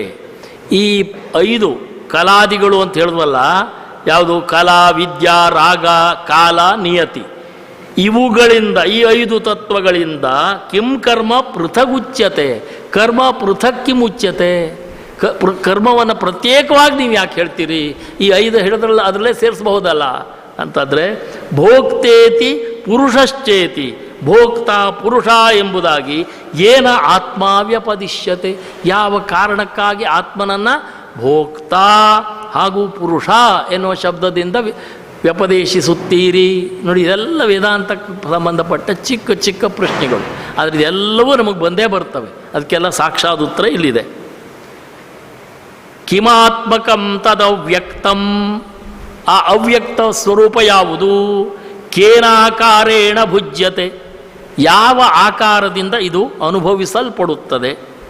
ಕಿಂ ತಸ್ಯ ಶರಣಂ ಭುಕ್ತೌ ಶರೀರಂಚ ಕಿಮುಚ್ಯತೆ, ಅದಕ್ಕೆ ಶರಣ ಯಾವುದು? ಆ ಅನುಭವಕ್ಕೆ ನಾವು ಎಲ್ಲಿಗೆ ಶರಣಾಗಬೇಕು? ಶರೀರಂಚ ಕಿಮುಚ್ಯತೆ, ಶರೀರ ಅಂತ, ಶರೀರ ಅಂದರೆ ಯಾವುದು, ಏನು ಅಂತೆಲ್ಲ ಪ್ರಶ್ನೆ ಇದೆ. ಇದನ್ನು ಇನ್ನೊಂದು ಸ್ವಲ್ಪ ವಿಚಾರ ಇದೆ, ನಾಳೆ ದಿವಸ ಮುಂದುವರಿಸ್ತೀನಿ. ಇವತ್ತಿನೊಂದು ಸ್ವಲ್ಪ ಮುಂದಿನ ಶ್ಲೋಕದ್ದು ಹೇಳಿ, ಪೀಠಿಕೆಯನ್ನು ಹೇಳಿ ಇವತ್ತಿನ ಇದನ್ನು ಮಾಡೋ ಸ್ವಲ್ಪ ಇದೆ, ಪ್ರಾರಂಭ ಮಾಡ್ತೀನಿ. ಮತ್ತೆ ಇನ್ನೂ ಸ್ವಲ್ಪ ವಿಚಾರಗಳಿವೆ, ಇವತ್ತು ಮುಗಿಸೋದಾಗಲ್ಲ ಅದನ್ನು. ಹೀಗೆ ಭಗವತ್ಪಾದರು ಮನೋದುರ್ಗದಲ್ಲಿ ದುರ್ಗಾತಿಪ್ರಿಯ ದೇವ ಅಂತ ಹೇಳಿ, ನೀನು ನನ್ನ ಮನಸ್ಸಿನಲ್ಲಿಯೇ ನೆಲೆಸಿರು ಅಂತ ಪ್ರಾರ್ಥಿಸ್ತಾರೆ. ಮಾ ಗಚ್ಚತ್ವಮಿತಸ್ತತೋ ಗಿರಿಶಭೋ ಮಯ್ಯೇವ ವಾಸಂ ಕುರು ಸ್ವಾಮಿನ್ ಆದಿಕಿರಾತ ಮಾಮಕ ಮನಃ ಕಾಂತಾರ ಸೀಮಾಂತರೇ ವರ್ತಂತೆ ಬಹುಶೋ ಮೃಗಾ ಮದಜುಷೋ ಮಾತ್ಸರ್ಯ ಮೋಹಾದಯ ತಾನ್ ಹತ್ವಾ ಮೃಗಯಾ ವಿನೋದ ರುಚಿತ ಲಾಭಂ ಚ ಸಂಪ್ರಾಪ್ಸ್ಯಸಿ. ಹಿಂದೆ ಶಿವ ಅರ್ಜುನನಿಗೆ ಪಾಶುಪತಾಸ್ತ್ರವನ್ನು ಕೊಡುವ ಕಾಲದಲ್ಲಿ ಕಿರಾತ ವೇಷದಲ್ಲಿ ಬಂದಿದ್ದ ಅನ್ನೋದನ್ನು ನಾವು ಮಹಾಭಾರತಾದಿಗಳಲ್ಲೆಲ್ಲ ಕಥೆಯಾಗಿ ಕೇಳಿರ್ತೀವಿ. ಅದನ್ನು ಇಲ್ಲಿ ತೆಗೆದುಕೊಂಡು ಭಗವತ್ಪಾದರು ಹೇಳ್ತಾರೆ, ಸ್ವಾಮಿನ್ ಆದಿಕಿರಾತ, ಆದಿಕಿರಾತ ಅಂತ ಬಳಸಿದ್ದಾರೆ. ಕಿರ ಅತತೀತಿ ಕಿರಾತಃ ಅಂತ ವಿಗ್ರಹವಾಕ್ಯವನ್ನು ಕೂಡ ಹೇಳ್ತಾರೆ. ಅಂದರೆ ಇತ್ತಿಂದ ಅಲ್ಲಿಂದ ಇಲ್ಲಿಗೆ ಸಂಚರಿಸ್ತಾ ಇರುವಂಥವನು ಕಾಡಿನಲ್ಲಿ ಅನ್ನೋ ಅರ್ಥ. ಸ್ವಾಮಿನ್ ಆದಿಕಿರಾತ, ಇದನ್ನು ನಾಳೆ ದಿವಸನೇ ವಿವರಣೆ ಕೊಡ್ತೀನಿ, ಸಮಯ ಆಗ್ತಾ ಇರೋದ್ರಿಂದ ಗುರುಗಳ ಅನುಮತಿಯನ್ನು ಕೋರಿ ಇವತ್ತಿನ ಉಪನ್ಯಾಸವನ್ನು ನಾನು ಇಲ್ಲಿಗೆ ಮುಕ್ತಾಯಗೊಳಿಸ್ತೀನಿ.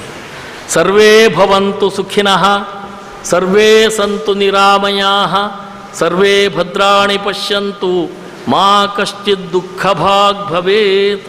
ಓಂ ಶಾಂತಿ ಶಾಂತಿ ಶಾಂತಿ.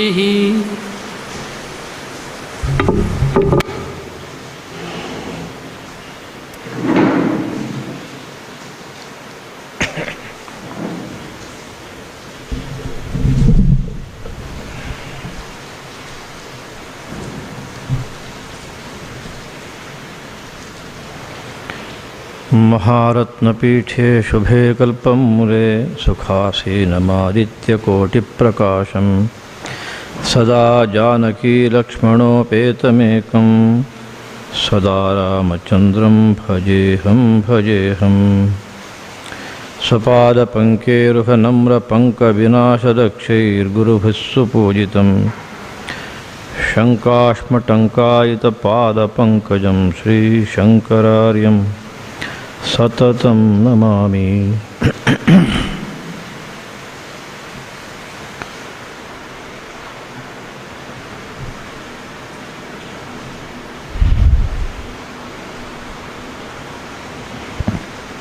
ಶಿವಪುರಾಣದಲ್ಲಿ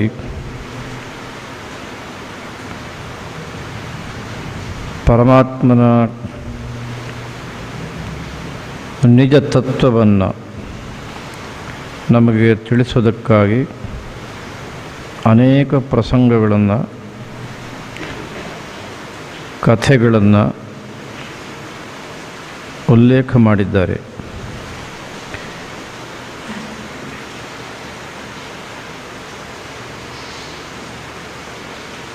ದಶಶ್ಲೋಕಿ ಸ್ತುತಿಯಲ್ಲಿ ಭಗವತ್ಪಾದ ಶಂಕರರು ಆ ಘಟನೆಗಳನ್ನು ಆಯ್ಕೆ ಮಾಡಿ ಒಂದೊಂದು ಸ್ತುತಿಯನ್ನು ಮಾಡಿದ ಹಾಗೆ ನಮಗೆ ಕಾಣುತ್ತೆ.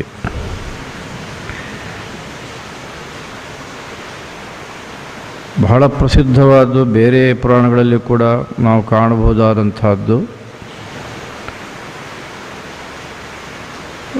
ಮನ್ಮಥನ ಒಂದು ದಹನ, ಅವನನ್ನು ಮೂರನೇ ಕಣ್ಣು ತೆರೆದು ಸುಟ್ಟು ಹಾಕಿದ್ದು. ಆದರೆ ಶಿವಪುರಾಣ ಇಲ್ಲಿ ಒಂದು ಒಳ್ಳೆ ಮಾತನ್ನು ಹೇಳೋದನ್ನು ನಾವು ಗಮನಿಸಬೇಕು. ನಮಗೆ ವ್ಯವಹಾರದಲ್ಲಿ ಮನ್ಮಥನನ್ನು ಪರಮಾತ್ಮ ಸುಟ್ಟ, ಅದೇನೋ ಪರಮಾತ್ಮನನ್ನು ಅವನ ತಪಸ್ಸನ್ನು ಭಂಗ ಮಾಡಬೇಕು ಅಂತ ಮನ್ಮಥ ಹೊರಟನಂತೆ. ಕೊನೆ ಪರಮಾತ್ಮನಿಗೆ ಗೊತ್ತಾಯಿತು, ಓಹೋ ಇದು ಮನ್ಮಥನ ಕಿತಾಪತಿ ಅಂತ ಗೊತ್ತಾಗಿ ತನ್ನ ಮೂರನೇ ಕಣ್ಣು ತೆರೆದ, ಮನ್ಮಥನ ಸುಟ್ಟ ಅಂತ ಕಥೆ ನಾವು ಕೇಳಿದ್ದೇವೆ, ಪ್ರಸಿದ್ಧವಾದ. ನಾನು ಮತ್ತೆ ವಿವರಣೆ ಕೊಡಬೇಕಾದಿಲ್ಲ. ಆದರೆ ಮನ್ಮಥ ಪರಮಾತ್ಮನ ಒಂದು ಮೂರನೇ ಕಣ್ಣಿಗೆ ಬಲಿ ಆದನಲ್ಲ, ಆಮೇಲಿನ ಸಂದರ್ಭದಲ್ಲಿ ಶಿವಪುರಾಣ ಒಂದು ಮಾತು ಹೇಳುತ್ತೆ. ರತಿ ಬಹಳ ದುಃಖಪಟ್ಟು ಗೋಳಹಿಕೊಳ್ತಾ ಇರಬೇಕಾದ್ರೆ ನೀವೇ ಕಾರಣ ಅಂತ ದೇವತೆಗಳನ್ನು ಉದ್ದೇಶಪಟ್ಟು ರತಿ ಹೇಳ್ತಾಳೆ. ಇಲ್ಲಾಂದರೆ ನಮ್ಮ ಯಜಮಾನರು ಪರಮಾತ್ಮನನ್ನು ತಪಸ್ಸಿನಿಂದ ವಿಮುಖನನ್ನಾಗಿ ಮಾಡೋದಕ್ಕೆ ಹೋಗ್ತಿರಲಿಲ್ಲ. ನೀವು ಇಲ್ಲೆಲ್ಲ ಹೋಗು ಅಂತ ವಿಶೇಷವಾಗಿ ಅವನನ್ನು ದೂಡಿದ್ರಿ. ಇವತ್ತು ಮೂರನೇ ಕಣ್ಣಿನ ಆ ಬೆಂಕಿಗೆ ಆಹುತಿ ಆಗಿಬಿಟ್ಟ ಅಂತ ಪದೇ ಪದೇ ದೇವತೆಗಳ ಮೇಲೆ ಆರೋಪವನ್ನು ಹೇಳುವಾಗ ದೇವತೆಗಳು ಪರಮೇಶ್ವರನನ್ನು ಪ್ರಾರ್ಥನೆ ಮಾಡಿದ್ರಂತೆ. ಆ ಪ್ರಾರ್ಥನೆಯಲ್ಲಿ ಒಂದು ವಿಷಯ ಏನು ಅಂತಂದರೆ, ಶಿವಪುರಾಣ ಹೇಳುತ್ತೆ, ಹೇ ಪರಮಾತ್ಮ, ಮನ್ಮಥ ಏನೊಂದು ನಿನ್ನ ತಪಸ್ಸನ್ನು ವಿಮುಖ ಮಾಡಬೇಕು, ತಪಸ್ಸಿನಿಂದ ವಿಮುಖನನ್ನಾಗಿ ಮಾಡಬೇಕು ನಿನ್ನನ್ನು ಅಂತ ಹೊರಟನೋ, ಇದು ಅವನ ಸ್ವಂತಕ್ಕೋಸ್ಕರ ಅಲ್ಲ, ಸಮಸ್ತ ಲೋಕಕ್ಕೋಸ್ಕರ. ಆ ದುಷ್ಟ ತಾರಕನನ್ನು ಸಂಹಾರ ಮಾಡಬೇಕಾಗಿದೆ, ಅದು ನಿನ್ನಿಂದಲೇ ಆಗಬೇಕಾಗಿದೆ. ಅಂಥ ಒಂದು ಮಹಾ ಕಾರ್ಯ ನಿನ್ನಿಂದ ಮಾಡಿಸಬೇಕು, ಅದಕ್ಕೆ ತಾನೊಂದು ನಿಮಿತ್ತನಾಗಬೇಕು, ತನ್ನ ಕರ್ತವ್ಯವನ್ನು ಮಾಡಬೇಕು ಅಂತ ತಾನು ಹೊರಟನಷ್ಟೇ ಹೊರತು ಇದು ತನ್ನ ಸ್ವಾರ್ಥಕ್ಕೋಸ್ಕರ ಇಲ್ಲಿ ಏನೂ ಮಾಡಲಿಲ್ಲ. ಆದ್ದರಿಂದ ಇನ್ನೊಂದು ವಿಶೇಷವಾದ ಕೃಪೆಯನ್ನು ಮನ್ಮಥನ ಮೇಲೆ ತೋರು ಅಂತ ಕೇಳಿಕೊಳ್ತಾರೆ ದೇವತೆಗಳು. ಶಿವಪುರಾಣದಲ್ಲಿ ಬರುವಂಥ ಪ್ರಸಂಗ ಹಾಗೆ. ಬಹುಶಃ ಇದು ಲೋಕಕ್ಕೆ ಗೊತ್ತಿಲ್ಲ. ಈ ಒಂದು ರಹಸ್ಯ ಇದೆಯಲ್ಲ, ಮನ್ಮಥ ಎತಕ್ಕಾದರೂ ಪರಮೇಶ್ವರನನ್ನು ವಿಮುಖನನ್ನಾಗಿ ಮಾಡಲಿಕ್ಕೆ ಹೊರಟ ಅನ್ನೋದು ಬಿಟ್ಟೇ ಬಿಡ್ತೇವೆ. ನಾವು ಕಥೆ ಹೊಡಿತಾ ಇರ್ತೇವೆ. ಅಷ್ಟು ಮಾತ್ರ ಅಲ್ಲ, ನಾನು ಈಗಷ್ಟೇ ಹೇಳಿದ ಹಾಗೆ ಈ ಎಲ್ಲ ಕಥೆಗಳು ಮೂಲ ಉದ್ದೇಶ ಪರಮಾತ್ಮ ತತ್ವವನ್ನು ತಿಳಿಸೋದು ಅನ್ನೋದ್ರಲ್ಲಿ ಎರಡು ಮಾತಿಲ್ಲ. ಅದನ್ನು ಶಿವಪುರಾಣವಾಗಲಿ ಬೇರೆ ಪುರಾಣಗಳಲ್ಲಿ ನೋಡಿದರೆ ನಮಗೆ ಎದ್ದು ಕಾಣುತ್ತೆ. ಆದರೆ ನಾನು ಶಿವಪುರಾಣವನ್ನು ಅವಲೋಕನ ಮಾಡಿದಾಗೆ ನಾನಿನ್ನೂ ಅದನ್ನು ಬಹಳ ಸೂಕ್ಷ್ಮವಾಗಿ ಪರಿಶೀಲನೆ ಮಾಡಲಿಲ್ಲ. ಅಷ್ಟಾದರೂ ಕೂಡ ಈ ಮನ್ಮಥನ ಒಂದು ಪ್ರಸಂಗ ಏನಿದೆ, ಅದಾದಮೇಲೆ ಪರಮಾತ್ಮ ಅನುಗ್ರಹವನ್ನು ಮಾಡ್ತಾನೆ ಅಂತ ಅದು ಕಥೆ ಮುಂದಕ್ಕೆ ತೊಗೊಂಡೋಗ್ತಾರೆ ಶಿವಪುರಾಣದಲ್ಲಿ. ಹೇಗೆ ಅನುಗ್ರಹ ಮಾಡ್ತಾನೆ ಅಂದರೆ, ಮುಂದಕ್ಕೆ ದ್ವಾಪರಾಯುಗದಲ್ಲಿ ಶ್ರೀಕೃಷ್ಣ ಇದಕ್ಕೆ ವಿಶೇಷವಾದಂಥ ಒಂದು ಅನುಕೂಲವನ್ನು ಮಾಡಿಕೊಡ್ತಾನೆ. ಅಲ್ಲಿವರೆಗೆ ಈ ಮನ್ಮಥನಿಗೆ ಶರೀರವೇ ಇರೋದಿಲ್ಲ. ಆಗ ಪ್ರದ್ಯುಮ್ನ ಅನ್ನತಕ್ಕಂಥ ಹೆಸರಿನಿಂದ ಶ್ರೀಕೃಷ್ಣನಿಗೆ ಮತ್ತು ರುಕ್ಮಿಣಿಗೆ ಮಗನಾಗಿ ಬರ್ತಾನೆ ಮನ್ಮಥ. ಆಗ ಶರೀರವನ್ನು ಪಡ್ಕೊಳ್ತಾನೆ ಅಂತ ಒಂದು ವಿಶೇಷವಾಗಿ ಅನುಗ್ರಹವನ್ನು ಮಾಡ್ತಾನೆ ಅಂತ ಒಂದು ಕಥೆ, ಆ ಮನ್ಮಥನ ಕಥೆಯಲ್ಲಿ ಬರೋದು ಭಾಗ. ಆದರೆ ಭಗವತ್ಪಾದ ಶಂಕರ ಇಲ್ಲಿ ಹೇಗೆ ತಗೊಂಡಿದ್ದಾರೆ ಅಂದರೆ, ಏನಾಪಾದಿತ ಮಂಗಜಾಂಗ ಭಸಿತಂ ಅಂತ ಆರಂಭ ಮಾಡಿಬಿಟ್ಟಿದ್ದಾರೆ ಅಲ್ಲಿ. ಅಂದರೆ ಯಾವ ಮನ್ಮಥನ ಶರೀರದ ಭಸ್ಮ ಅದನ್ನು ದಿವ್ಯಾಂಗರಾಗೈ ಸಮಂ, ಒಳ್ಳೆ ಪೌಡರ್, ಪರಿಮಳ ದ್ರವ್ಯ ಶರೀರಕ್ಕೆ ನಾವು ಲೇಪನೆ ಮಾಡಿಕೊಳ್ತೇವಲ್ಲ, ಹಾಗೆ ಪರಮಾತ್ಮ ಈ ಮನ್ಮಥನ ಶರೀರದ ಭಸ್ಮವನ್ನು ಶರೀರಕ್ಕೆಲ್ಲ ಲೇಪವನ್ನು ಮಾಡಿಕೊಂಡಿದ್ದಾನೆ. ಅಂಥ ಪರಮಾತ್ಮನನ್ನು ಅಂತ ಭಗವತ್ಪಾದರಲ್ಲಿ ಮೊದಲನೇ ಪಂಕ್ತಿಯಲ್ಲಿ ಹೇಳ್ತಾ ಇದ್ದಾರೆ. ಶಿವಪುರಾಣದಲ್ಲಿ ಮನ್ಮಥನನ್ನು ಭಸ್ಮ ಮಾಡಿದ್ದು ನಮಗೆ ಕಾಣುತ್ತೆ. ಆದರೆ ಆ ಭಸ್ಮವನ್ನು ತಾನು ಮನೆಗೆ ಲೇಪನ ಮಾಡಿಕೊಂಡ ಅಂತ ಕಾಣಲಿಲ್ಲ, ನನಗೆ ಕಾಣಲಿಲ್ಲ. ಸೂಕ್ಷ್ಮದರ್ಶಿಗಳು ಯಾರಿದ್ದರೆ ನೋಡಿ ಶಿವಪುರಾಣದಲ್ಲಿ ಇದೆ ಅಂತ ಹೇಳಿದರೆ ಸಂತೋಷ. ಅಂತೂ ಯಾವುದೋ ಒಂದು ಪುರಾಣದಲ್ಲಂತೂ ಇದೆ. ಶಿವಪುರಾಣ ಅಲ್ಲದೇ ಇದ್ರೂ ಕೂಡ ಈ ಮನ್ಮಥನ ಪ್ರಸಂಗ ಇದು ಬಹುತೇಕ ಎಲ್ಲ ಪುರಾಣಗಳಲ್ಲಿ ಬರತಕ್ಕಂಥ ಒಂದು ಪ್ರಸಂಗ. ಯಾವುದಾದ್ರು ಒಂದು ಪುರಾಣದಿಂದ ಭಗವತ್ಪಾದ ಎತ್ತುಕೊಂಡ್ರೇನೋ ಗೊತ್ತಿಲ್ಲ ಅಂತ. ಒಟ್ಟಿನಲ್ಲಿ ಭಗವತ್ಪಾದ ಈ ಸ್ತೋತ್ರದಲ್ಲಂತೂ ಏನು ಆಪಾದಿತಂ ಅಂಗಜಾಂಗ ಭಸಿತಂ ಅಂತ ಬಹಳ ಸ್ಪಷ್ಟವಾಗಿ ಪರಮಾತ್ಮನ ಕುರಿತಾಗಿ ಪ್ರಾರ್ಥನೆಯನ್ನು ಮಾಡ್ತಾರೆ. ಆಮೇಲೆ ಎರಡನೇ ಘಟನೆ ತಗೊಳ್ತಾರೆ. ಬ್ರಹ್ಮನ ಶಿರಸ್ಸನ್ನು ಕತ್ತರಿಸಿದ್ದು.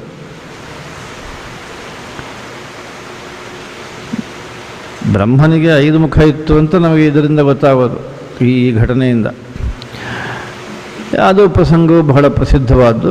ಅಷ್ಟಾದರೂ ಕೂಡ ಶಿವಪುರಾಣ ಏನು ಹೇಳುತ್ತೆ ಹೇಳಬೇಕಾದ ನನ್ನ ಕರ್ತವ್ಯ ಇದೆ, ಅದಕ್ಕೋಸ್ಕರ ಹೇಳ್ತೇನೆ. ಯಾಕೆಂದರೆ ಸಾಂಬೆ ಪರಬ್ರಹ್ಮಣಿ ಅಂತ ಭಗವತ್ಪಾದರು ಹೇಳ್ತಾರಲ್ಲ,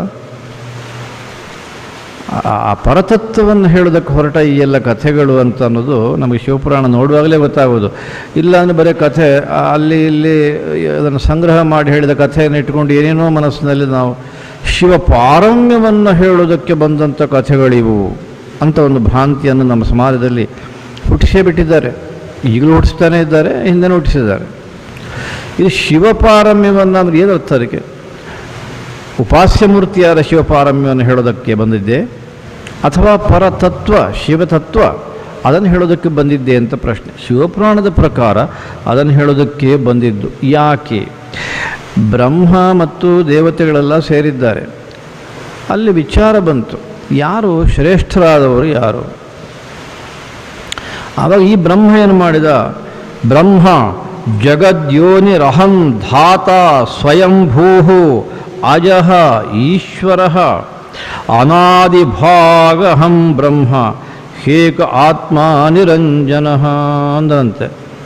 ಅಯ್ಯ ದೇವತೆಗಳಿರ, ನೀ ಎಲ್ಲ ಇಷ್ಟೆಲ್ಲ ಚರ್ಚೆ ಮಾಡಬೇಕಾದಿದೆ ಏನು ಅಂತ ಕೇಳಿದ್ನಂತೆ ದೇವತೆಗಳಿಗೆ. ಯಾಕೆ ನಿಮಗೆ ಕಣ್ಣಾರೆ ಕಾಣೋದಿಲ್ವ ನಾನಿಲ್ಲಿ?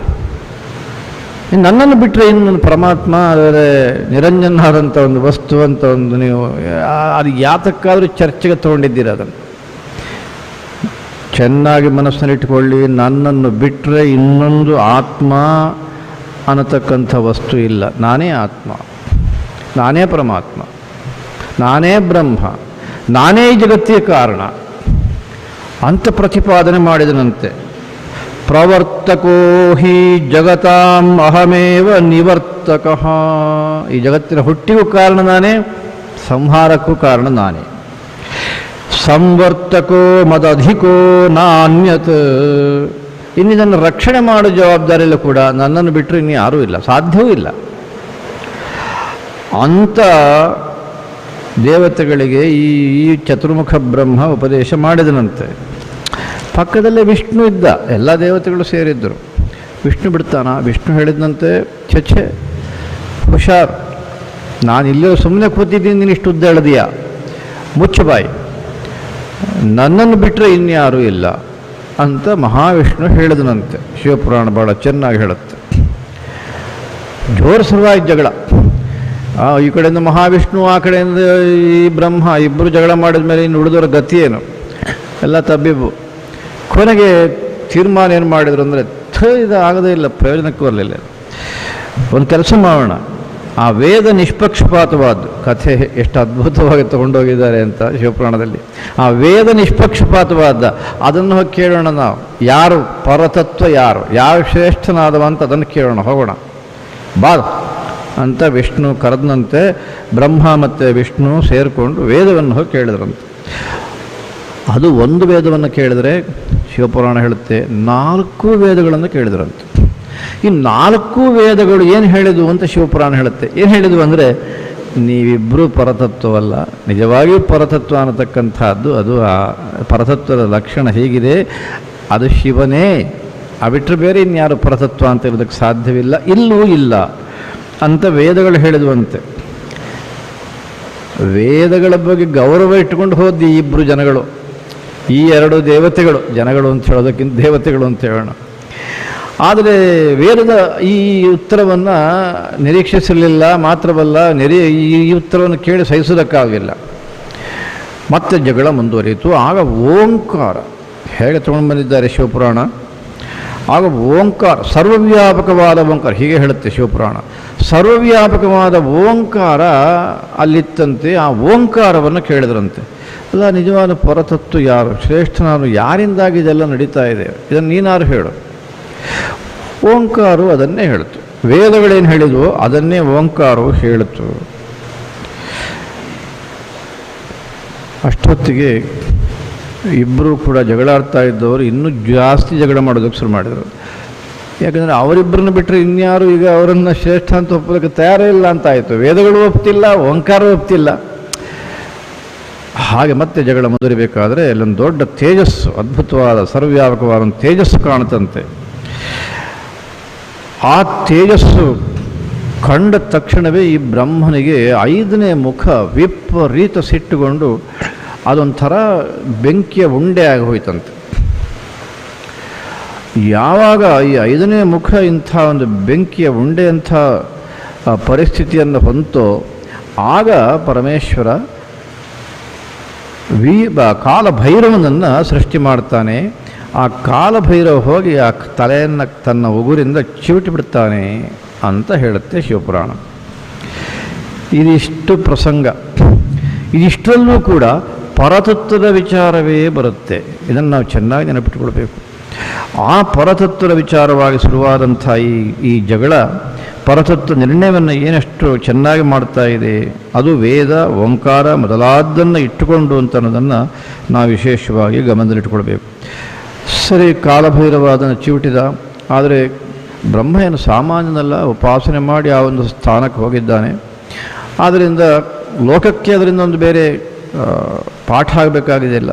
ಆ ಕಾರಣಕ್ಕಾಗಿ ಆ ಬ್ರಹ್ಮನ ಒಂದು ಕಪಾಲ ತಲೆಬುರುಡೆ ಅದು ವಿಶೇಷವಾಗಿ ಬ್ರಹ್ಮಹತ್ಯಾ ದೋಷ ಕಾಲಭೈರವನಿಗೆ ಬರುತ್ತೆ ಅಂತ ಹೇಳುತ್ತೆ ಶಿವಪುರಾಣ, ಮತ್ತು ಬೇರೆ ಪುರಾಣಗಳು ಹೇಳ್ತವೆ. ಅದು ಏನು ಮಾಡುತ್ತೆ, ಆ ಕಪಾಲ ಇವನ ಕೈಯನ್ನು ಗಟ್ಟಿಯಾಗಿ ಹಿಡ್ಕೊಂಡ್ಬಿಡುತ್ತೆ. ಯಾವ ಕೈಯಿಂದ ಚಿವಿಟಿದ್ನೋ ಆ ಕೈಯನ್ನು ಗಟ್ಟಿಯಾಗಿ ಹಿಡ್ಕೊಂಡ್ಬಿಡುತ್ತೆ. ಆಗ ಪರಮೇಶ್ವರ ಲೋಕದ ಒಂದು ದೃಷ್ಟಿಯಿಂದ ನೀನು ಕಾಶಿಗೆ ಯಾವಾಗ ಹೋಗ್ತೀಯೋ ಅಲ್ಲಿ ತನಕ ಈ ಕಪಾಲ ನಿನ್ನನ್ನು ಬಿಡೋದಿಲ್ಲ. ನೀವು ಕಾಶಿ ಪ್ರವೇಶ ಮಾಡಿದಾಗ ಈ ಕಪಾಲ ನಿನ್ನನ್ನು ಬಿಟ್ಟುಬಿಡುತ್ತೆ. ಅಲ್ಲಿ ತನಕ ನೀನು ಇದನ್ನು ಅನುಭವಿಸಲೇಬೇಕಾಗುತ್ತೆ ಅಂತ ಹೇಳ್ತಾನಂತೆ ಪರಮೇಶ್ವರ.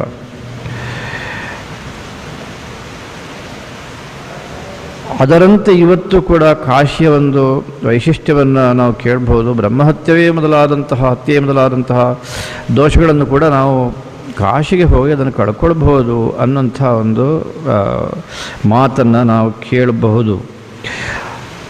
ಈ ಒಂದು ಕಾಲಭೈರವನಿಗೆ ಬ್ರಹ್ಮಹತ್ಯಾಪನೋದಾಯ ವ್ರತಂ ಲೋಕಾಯ ದರ್ಶಯ ಅಂತ ಹೇಳ್ತಾನೆ ಪರಮಾತ್ಮ.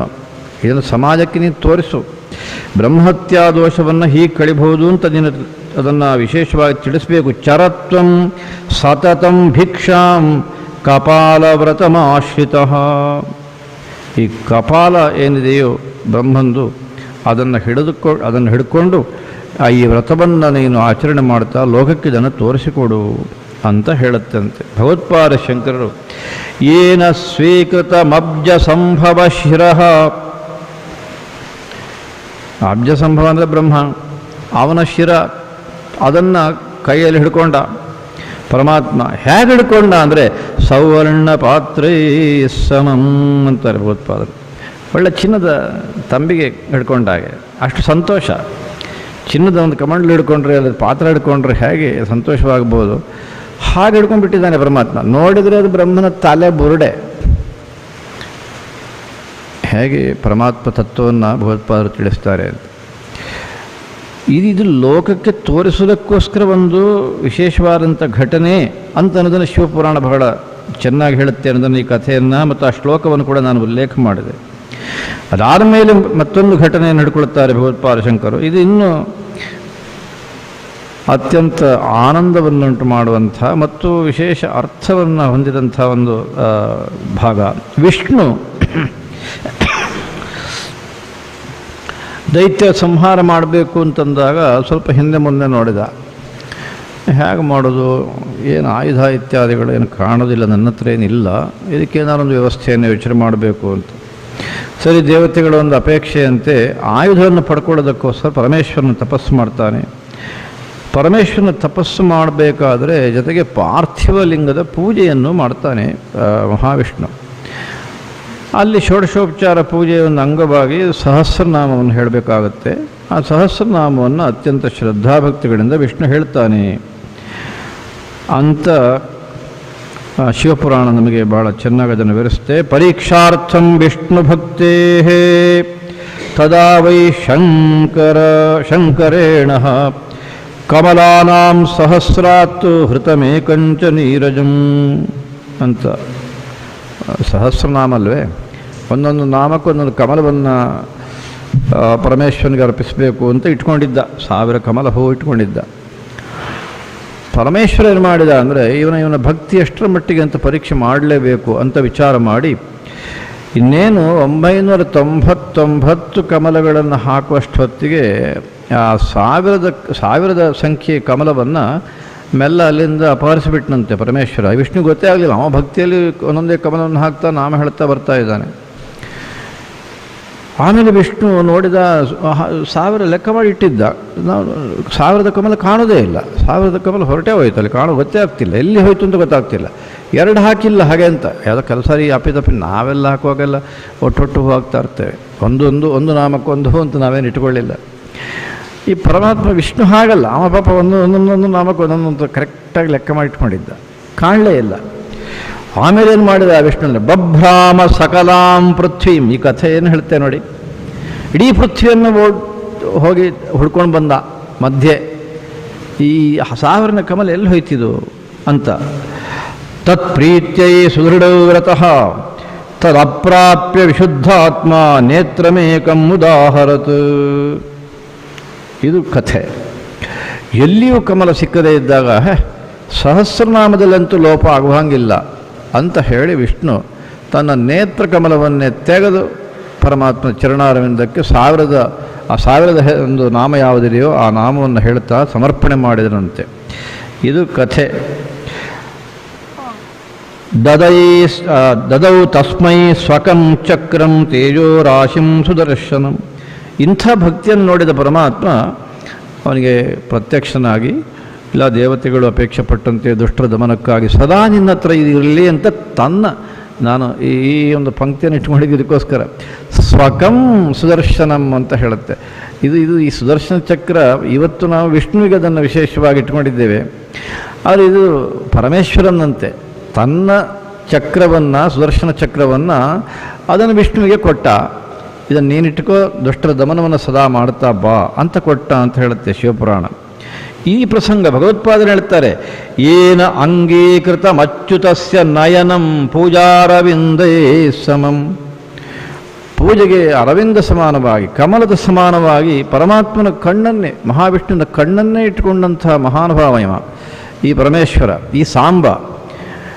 ಈ ಮೂರನ್ನು ಹೇಳ್ತಾ ಭಗವತ್ಪಾದ ಶಂಕರು, ತಸ್ಮಿನ್ ಮೇ ಹೃದಯಂ ಸುಖೇನ ರಮತಾಂ ಸಾಂಬೆ ಪರಬ್ರಹ್ಮಣಿ. ಆ ಪರಬ್ರಹ್ಮ ಸ್ವರೂಪನಾದ ಸಾಂಬನಲ್ಲಿ ಸುಖವಾಗಿ ನನ್ನ ಮನಸ್ಸು ರಮಿಸಲಿ, ನನ್ನ ಅಂತಃಕರಣ ಸಂತೋಷಪಡಲಿ, ನೆಮ್ಮದಿಯನ್ನು ಕಾಣಲಿ, ಸದಾ ನೆಮ್ಮದಿಯಲ್ಲೇ ನೆಲೆ ನಿಲ್ಲಿ ಅಂತ ಪ್ರಾರ್ಥನೆ ಮಾಡ್ತಾರೆ ನೋಡಿ. ಈ 3 ಉದಾಹರಣೆಗಳನ್ನು ಹೇಳ್ತಾ ಶಿವಪುರಾಣ ಯಾವ ಒಂದು ಪರತತ್ವವನ್ನು ಪ್ರತಿಪಾದನೆ ಮಾಡಿದೆಯೋ ಅಂಥ ಪರತತ್ವವನ್ನೇ ಮನಸ್ಸಿನಲ್ಲಿಟ್ಟುಕೊಂಡು ಸಾಂಬೆ ಪರಬ್ರಹ್ಮಣಿ, ಅಂತಹ ಪರಬ್ರಹ್ಮ ಸ್ವರೂಪನಾದ ಸಾಂಬನಲ್ಲಿ ನನ್ನ ಮನಸ್ಸಿನಲ್ಲಿ ಅಂತ ಸ್ತುತಿ ಮಾಡಿದಂತಹ ಈ ಸ್ತುತಿ ಎಂಥ ಅಮೋಘವಾದ್ದು ಅಂತ ಮತ್ತೆ ಬೇರೆ ಹೇಳಬೇಕೆ? ಇನ್ನು ಇದಕ್ಕಿಂತ ಚೆನ್ನಾಗಿ ಒಂದು ಧ್ಯಾನಕ್ಕೆ ಮನಸ್ಸು ನೆಲೆ ನಿಲ್ಲುವಂತೆ ಮಾಡೋದಕ್ಕೆ ಯಾರಿಂದಲಾದರೂ ಸಾಧ್ಯವೇ? ಅಥವಾ ಇನ್ಯಾವುದಾದ್ರೂ ಉಪಾಯ ಇರೋದಕ್ಕೆ ಸಾಧ್ಯವೇ? ಅಂಥ ಉದಾಹರಣೆಗಳು ಶಾಸ್ತ್ರದಲ್ಲಿ ಯಾವ ಉದಾಹರಣೆಗಳ ಮೂಲಕ ಪರಬ್ರಹ್ಮ ತತ್ವವನ್ನು ಹೇಳೋದಕ್ಕೆ ಪ್ರಯತ್ನವನ್ನು ಶಾಸ್ತ್ರಗಳು ಪಟ್ಟಿದ್ದಾವೋ ಅದೇ ಉದಾಹರಣೆಗಳನ್ನು ಅಷ್ಟೇ ಸರಳವಾಗಿ ಅದನ್ನು ನಮ್ಮ ಕಣ್ಣ ಮುಂದಕ್ಕೆ ಇಟ್ಟು ಆ ಪರಬ್ರಹ್ಮನ ಸ್ತುತಿಯನ್ನು ಮಾಡಿದಂಥ ಪರಿ. ಹರ ನಮಃ ಪಾರ್ವತೀಪತಯೇ ಹರ ಹರ ಮಹಾದೇವ. ಸೀತಾಕಾಂತ ಸ್ಮರಣಂ ಜಯ ಜಯ ರಾಮ.